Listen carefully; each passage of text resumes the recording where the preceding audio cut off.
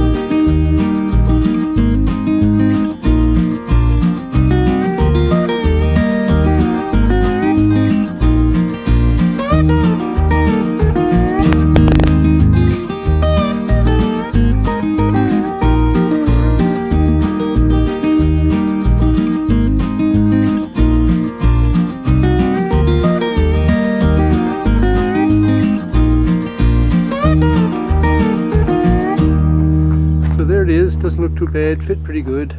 Put a little caulking around that. And then the guys are supposed to come first of the week and start painting. So they'll paint right over that. You'll never know it was there. Then I'll put my little shelf across here. I'm going to put a ledge across there, a little shelf. And the reason for that shelf is, well, at the Christmas time I put my nativity scene up there. But for the rest of the year, well, I got a little bit of a surprise for you. So I'm just not going to tell you yet, but there's going to be something nice go up there. Well, that piece I cut out of there was, it was delaminating, that piece of ranch wall. It was certainly needed to be changed. So I'm glad I got her changed. And then the piece I cut out fit right in. I was some lucky with that.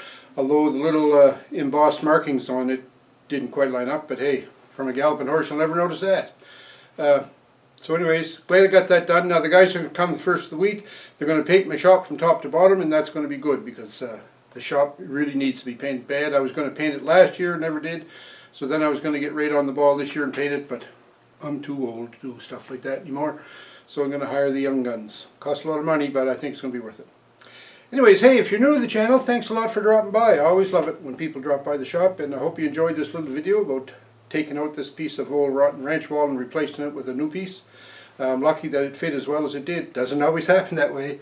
And if you come back and watch some of my videos, you'll see that things don't always go smooth as silk around Grampie's workshop.